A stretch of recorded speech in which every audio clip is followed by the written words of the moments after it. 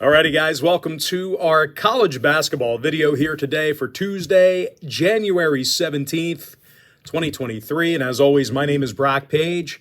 I've been doing sports picks for free on YouTube since 2016, quite some time. Going on, 7 years now. I also sell my personal plays on patreon.com/BrockPage. Guys, we had a pretty good day yesterday. 4-2 in my personal bets on that site yesterday. It improved our record to 5-0 in our last 5 crowd pleaser teasers. That's where we take a couple of teams, move the lines, and parlay them together. We've been doing that a lot with the puck lines in the NHL. And guys, we also improved to 4-0 in our last 4 extra daily bets on that site. The extra daily bet costs just $2.99. And of course, if you sign up for that package here today, you're going to get access to that membership for the next 30 days. Matter of fact, if you sign up for any package on my website, you get access to that membership for 30 days. Guys, we currently have over 520 members who are signed up and active on my site right now. And the best way to get access to every single play, every single package, every single day, well, that's to become a board member on that site. Board members get access to everything. It's an all-inclusive package. You get access to every single play, every single package, every single day for the next 30 days. The math actually works out to be just $1.66 a day. It's really not that much. It's pretty good value. But anyway, guys, let's go ahead and dive into some free content. And we might as well dive into the good one. I'm talking about Kansas at Kansas State, 7 o'clock Eastern tip-off.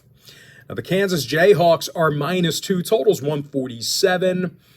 And as much as I want to lean toward the Jayhawks, I actually think this is a terrific bounce-back spot for K-State. They're undefeated at home this year, 9 straight wins as the official home team. Probably a lot of public money fading K-State after that 14-point loss to TCU a few days ago. That was a pretty bad effort. So I got to imagine people are going to be pounding the Jayhawks here. And I'll tell you what, despite that loss out of Kansas State in their last game, these guys are still averaging 78 points a night. So we're looking at a team who can definitely score points. They have the highest offensive field goal percentage, one of the highest offensive field goal percentages in the Big 12. Good shooting under the basket, good shooting from mid-range. Of course, Keontae Johnson, he's averaging over 18 points a night along with 7 rebounds. And teammate Marquise Noel, he's getting 17 points a game himself, along with 8.5 boards as well. Those two guys not only scoring, but getting the job done underneath the basket in the paint. And speaking of boards, speaking of rebounding, well, Kansas on the other side, the Jayhawks, they're not a great defensive rebounding team. When it comes to covering the point spread, Kansas failed to cover in 4 out of their last 6. Failures to cover against the likes of Iowa State, Oklahoma, and Oklahoma State. So those failures to cover came in Big 12 conference play. Now, injury-wise, Rice and Martin are questionable. Evers and McCarthy are still out. When it comes to the total, this is one of those games that could go into overtime, maybe a couple overtimes. We got a super small number here. Normally a competitive matchup. K-State did go 7-2 to the over in their last 9. Meanwhile, Kansas, they are 60% to the over in their last 10. So this is a game that could potentially get over.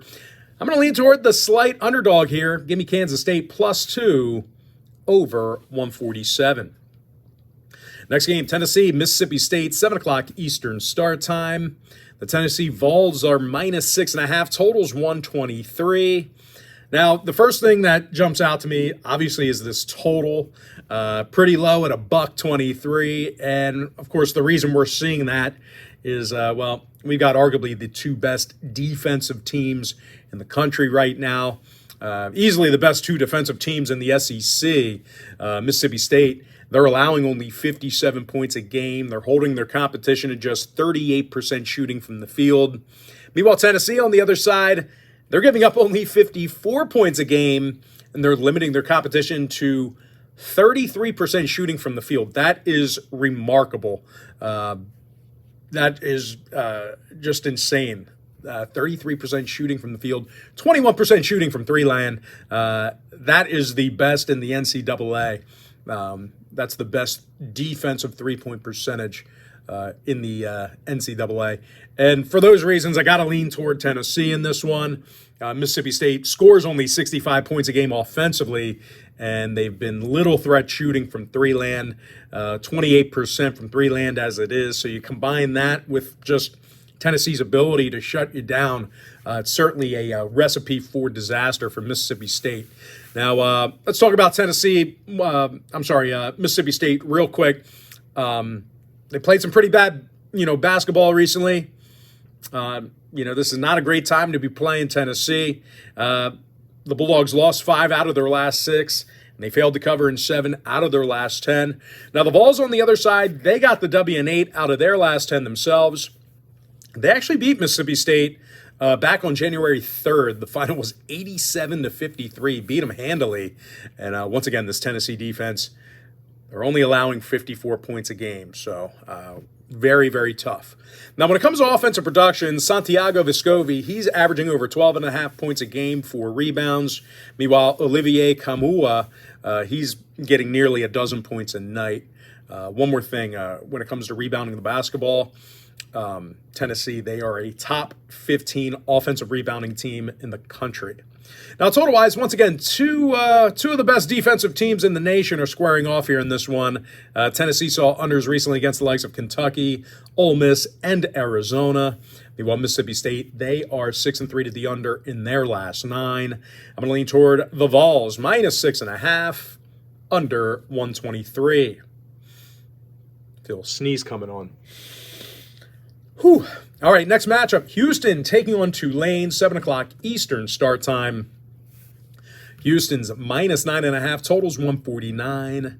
Now, this is a big number for a conference game on the road. I mean, if you guys watch me day in and day out, I typically get a little bit leery of laying double digits or close to double digits in conference games on the road. So I'm not a big fan of this number. I know Houston's great, but once again, this is a conference game away from home.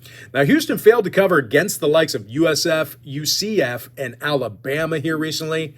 They actually allowed 77 points to South Florida in that failure to cover.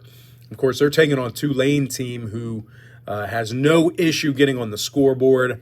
They're averaging 82 points a game offensively. They're actually shooting 82% from the stripe. They're second in the country in free throw percentage. So certainly something to think about there. Now, the key for Houston, you can't foul Tulane, because if you foul them, Tulane's going to make you pay. Like I said, they're a great free throw shooting team. So you cannot put Tulane to the line. Jalen Forbes, he's knocking down 92% of his free throws. He's also scoring a team-best 19 points a game. Meanwhile, Jalen Cook, he's averaging over 18 points a night himself. We're looking at a Tulane squad who won their last 5 straight, and they successfully covered the point spread in all 5 of those victories. Now, injury-wise, for Houston, Jarace Walker, he is questionable when it comes to the total. Houston's 6-1 to the over in their last 7. Meanwhile, Tulane, they saw 6 out of their last 7 get over the number as well. Plenty of overs between these two teams. I'm going to lean toward Tulane plus 9.5, keeping this one close, over 149. Next matchup, little ACC action. I'm talking about NC State at Georgia Tech, 7 o'clock Eastern start time. NC State's -5, totals 144. Now, the Wolfpack should be able to get the job done here. They're averaging 80 points a game offensively. They're one of the best offensive rebounding teams in the SEC. A lot of things they're doing right. Now, Dusan Mahorchik, he's averaging just about 7 boards a night, nearly double-digit points a game offensively. And of course, Casey Morsell, might hear a lot of him tonight. He's averaging a dozen points a game, and he's shooting 45% from three-land. So he's their long-distance threat. Now, as a team, NC State, they got the job done in 6 out of their last 7. They're 6-1 straight up in their last 7 ball games. Victories over the likes of Miami, Virginia Tech, and Duke. They actually took care of Duke 84-60. That was a 24-point shellacking. Now they're facing a Georgia Tech team here on the other side. They're on a 3-game skid. They lost 5 out of their last 6. Georgia Tech, one of the worst defensive rebounding teams in the SEC right now. And when it comes to giving up points, they are allowing 70 points a game. So Georgia Tech not all too crisp on the defensive end of the court. Now, injury-wise, Jordan Mika's still out for for GT. Meanwhile, for NC State, Jack Clark is questionable. Keep an eye on his status. Clark is a pretty good rebounder here for NC State, so definitely keep an eye on him if you're looking to fire on this game. Now, total-wise, NC State, 70% to the under in their last 10. Meanwhile, Georgia Tech, they saw 3 out of their last 4 stay under the line themselves. I'm going to lean toward NC State -5. Under 144. Next matchup, it is going to be Texas at Iowa State, 8 o'clock Eastern start time. Iowa State's -2.5, totals 131 and a hook. And even though the Cyclones have been terribly tough to score against, I just don't think they're doing enough offensively. They're just not doing enough. They were held to 69 points or less in 3 out of their last 4 ball games. They actually held to just 53 points versus Iowa back in December. And when it comes to shooting from the stripe, they're definitely not making their opponents pay because they're shooting just 66% from the free throw line. So definitely got to do better there because guys are putting them to the line and they're not making them pay. Now, Texas on the other side, they're pretty good defensively themselves. They're allowing only 66 points a game. 41% defensive field goal percentage.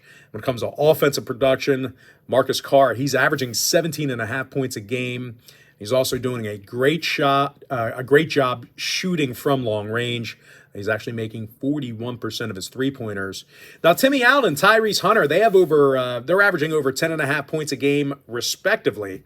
That's not combined. That's each of those guys. So Texas, they got a bunch of guys that can score.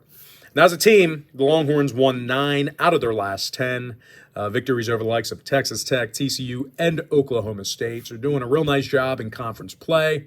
When it comes to the total, Texas saw 8 out of their last 10 get over the posted total. Meanwhile, for Iowa State, they saw 4 out of their last 6 get over the total themselves. I'm going to lean toward Texas +2.5 over 131 and a hook. Next ball game, Bama, Vanderbilt, 8:30 p.m. East. Alabama's -9 away from home, totals 155. Now, if you're concerned about this number here, just keep in mind the Crimson Tide has been doing a nice job covering the point spread. They covered in their last 5 straight. They actually averaged 86 points a game offensively during that 5-game span I just mentioned. And when it comes to offensive production, Bama's a top 10 scoring team in the country. These guys can certainly get to the basket. They're first in offensive boards. They're grabbing more offensive boards a game than any other team in college basketball.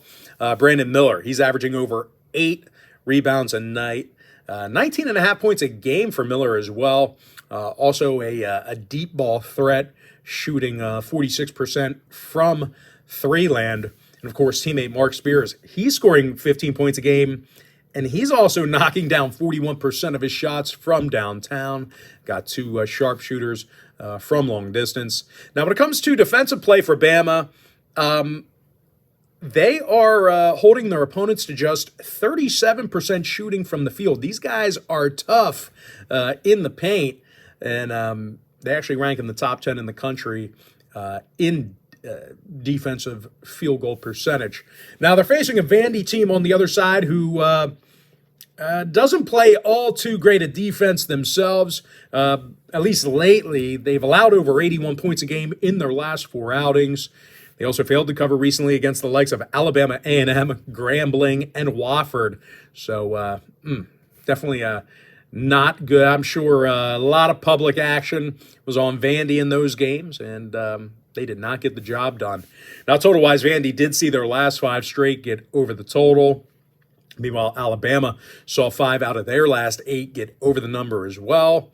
I'm going to lean toward the Alabama Crimson Tide, -9 over 155. Next matchup, it is going to be Kentucky at Georgia, 9 o'clock Eastern tip-off. The Kentucky Wildcats are -10, totals 136. Now, Kentucky might be the better ball club, but they're certainly not better at covering. This is a poor covering team. They failed to cover in 9 out of their last 10, and certainly decimating the public, taking all that public money and just flushing it down the toilet. And as a matter of fact, Kentucky's covering in just 29% of their ball games for the entire year. They're facing a Georgia team who went 8-2 against the spread in their last 10 themselves. They actually went 8-2 straight up during that same span. So they're covering the number and playing some really good basketball, getting the job done in real life. Now, defensively, the Bulldogs are giving up only 63 points a game. They've been very tough to score against. And they're actually in the top 10 in the country in guarding the three-pointer. These guys are limiting their competition to just 27% shooting from beyond the arc. When it comes to offensive production, Terry Roberts, he's averaging over 15.5 points a game.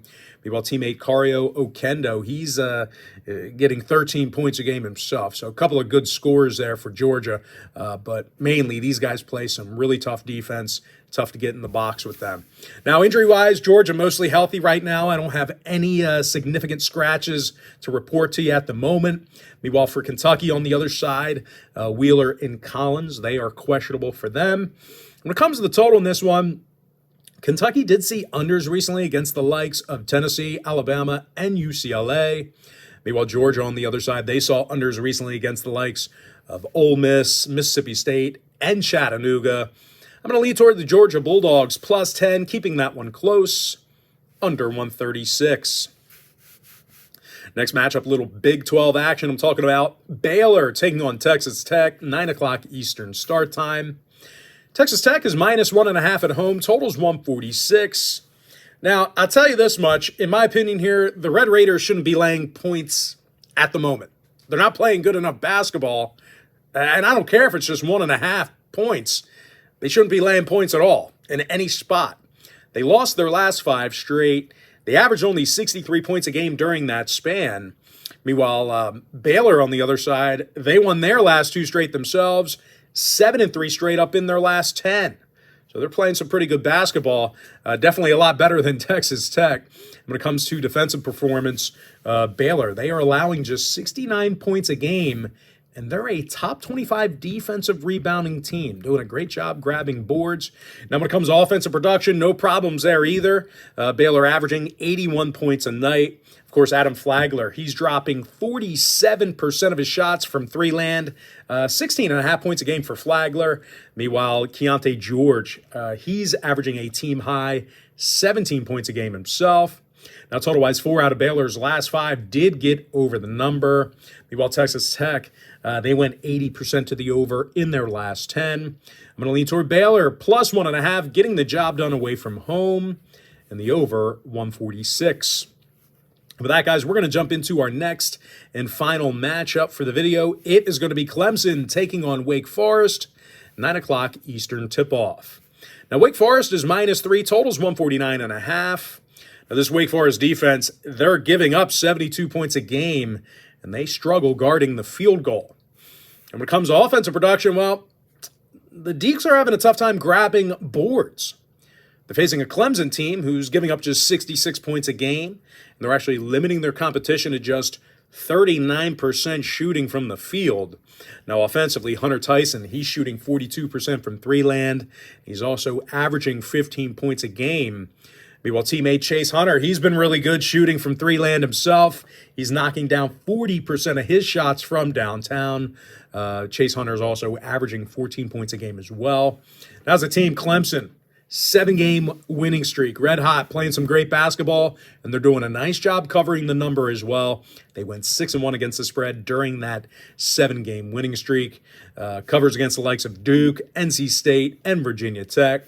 Now, when it comes to the total, 6 out of Clemson's last 9 did get over the line. Meanwhile, Wake Forest, they went 7-2 to the over in their last 9 themselves. I'm going to lean toward Clemson, +3, over 149.5. And with that, guys, we're going to jump into our quick pick recap. Give me Kansas State, +2, over 147. Tennessee, -6.5, under 123. Tulane plus 9.5 over 149. NC State minus 5 under 144. Texas Longhorns plus 2.5 over 131 and a hook. Alabama Crimson Tide minus 9 over 155. Georgia Bulldogs plus 10 under 136. Baylor Bears plus 1.5 over 146. With my next and final free pick, I'm going to lean toward Clemson plus 3 over 149.5. And with that, guys, that's going to do it for me. Don't forget to check me out on my website. Guys, if you do end up getting a package here today, just keep in mind you're going to get access to that content for the next 30 days. You're also going to get access to all of my cheaper memberships absolutely free. They're going to be included with your purchase. But anyway, guys, most importantly, got to thank you for joining me right here on YouTube or TikTok. Really hope you enjoyed. Actually, we don't upload these to TikTok anymore. So got to thank you for joining me right here on YouTube. Really hope you enjoyed all this great free content, all this great free information. And with that said, guys, happy Tuesday to you. Best of luck to you. And I look forward to seeing you later on today on my website at patreon.com/BrockPage.